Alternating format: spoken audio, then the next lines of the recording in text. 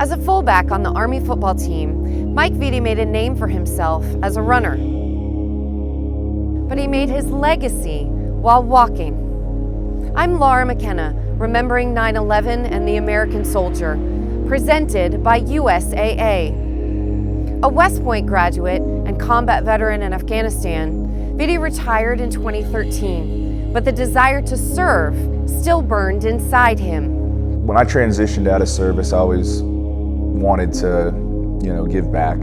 And the groups of people that I wanted to represent, it immediately went to, our nation's Gold Star families. Of those who've made the ultimate sacrifice, you think of the widows, you think of the sons and daughters, you think of the brothers and sisters, the mothers and fathers. That became Vitti's new mission, to bring awareness to Gold Star families. And so he walked, or rather hiked, for 232 days.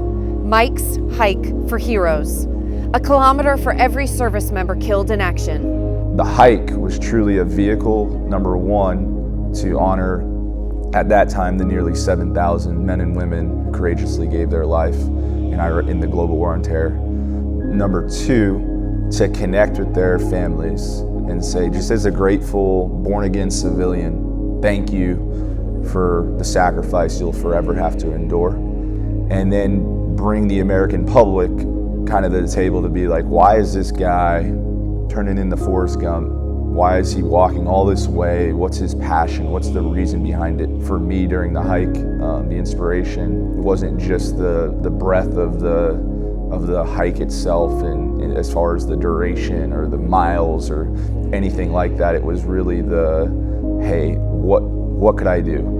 Hands open, heart open, mind open. What could I do? So in April 2014, Vitti started walking from north to south, from west to east, ending at the Army-Navy game in Baltimore. Along the way, meeting with Gold Star families, hearing their stories, and spreading awareness. The hike was one thing, the physical taxing part of it was one thing. The thing that caught me completely off guard was meeting the families. That was the most emotionally draining part of it. So when you get into the training for it, the preparation, the actual hike itself, it was always just the draw people to a table, and then the other 99% is way, way, way more important. And then there were the names. Names he wrote on flags. New names every day on flags that Vitti carried from sea to shining sea. The names of every single service member who died in service of that flag. Moreover, was when we were with the families and they wrote their loved one's name on that flag. To me then, when I write a name, I'm doing something to honor them, and I'm sure people are like, wow, that's incredible. But when you meet the families and they wrote the names, and I carry those flags across the country that they swore an oath and allegiance to protect, we owe them everything. For any Army football player, there's nothing more important than the Army-Navy game. It was an appropriate and logical endpoint for his hike.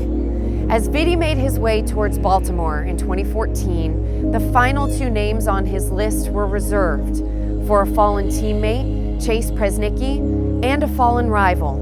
The last 2 kilometers were dedicated to Chase and J.P. Blecksmith, who was a Navy quarterback who passed away. Ed Blecksmith was there with us. And so was Emily Presnicki, the widow of Chase, and Chase's family. That day kind of brought a lot of it together, and unintentionally. I just thought Army-Navy, very superficially, in the beginning, was just about, hey, this is a good finish line. It's a good place to culminate the hike, but all the other ancillary stuff that happened and brought into that day was very, very magical. And even though the hike is over, the mission of supporting Gold Star families will never end. I think that's a forever thing for me. I'll never sit there and say we've crossed the finish line. We were able to create a nonprofit from the hike. Every year we do a Gold Star family reunion at Army-Navy. I met with 67 families during my hike across America in 14 different states. Those families, still come to our events when that synergy of service with loss, and it's not forgotten, and it's carried forth. And that's what I think the legacy of the hike it's that, people are just helping people, and that's really it. As the mission continues, you can get involved. Learn more about Mike's Hike for Heroes and about how to support Gold Star families by visiting legaciesallive.com. I'm Laura McKenna, remembering 9/11 and the American soldier, presented by USAA.